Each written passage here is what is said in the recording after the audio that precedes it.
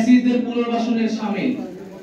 NCP July গণহত্যা সহ বিগত ফ্যাসিবাদী রেজিমে সংঘটিত অপরাপর গণহত্যা ও মানবতা বিরোধী অপরাধের বিচারের নিশ্চয়তা চায়। বিচার চলাকালীন আওয়ামী লীগের নিবন্ধন বাতিল করতে হবে এবং এই মাফিয়া গোষ্ঠীর রাজনীতিতে ফেরানোর যে কোনো প্রচেষ্টাকে এনসিপি প্রতিহত করার অঙ্গীকার ব্যক্ত করছে। সংশ্লিষ্ট সকল পক্ষকে মনে রাখতে হবে, আওয়ামী লীগ কোনো গণতান্ত্রিক ও রাজনৈতিক দল নয়, বরং এটি একটি ফ্যাসিবাদী দল। নির্বাচনে ভোটের মাধ্যমে আওয়ামী লীগের পরাজয় ঘটেনি।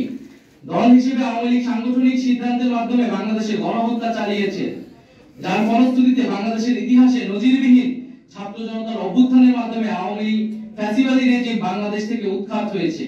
ফলত আওয়ামী লীগ এই মুহূর্তে গণতান্ত্রিক ফ্রেমওয়ার্কের বাইরে অবস্থান করছে।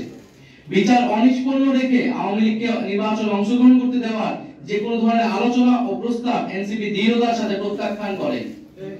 আওয়ামী মতাদর্শ, দল এবং মার্কার বিরুদ্ধে বাংলাদেশের জনগণ ৩৬শে জুলাই চূড়ান্ত সিদ্ধান্ত জানিয়ে দিয়েছে। ফলে দল ও মতাদর্শ হিসেবে আওয়ামী লীগ বাংলাদেশে রাজনীতি করার সকল অধিকার হারিয়েছে।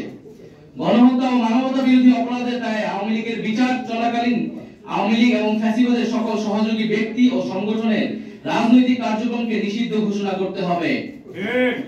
জাতীয় নাগরিক পার্টি এনসিপি রাজনৈতিক ঐক্যমতের ভিত্তিতে ঘোষিত জুলাই সনদের মাধ্যমে আওয়ামী লীগের ব্যাপারে ফ্যাসিবাদ বিরোধী সকল রাজনৈতিক দল ও পক্ষকে ঐক্যবদ্ধভাবে সিদ্ধান্ত নেওয়ার আহ্বান জানায়।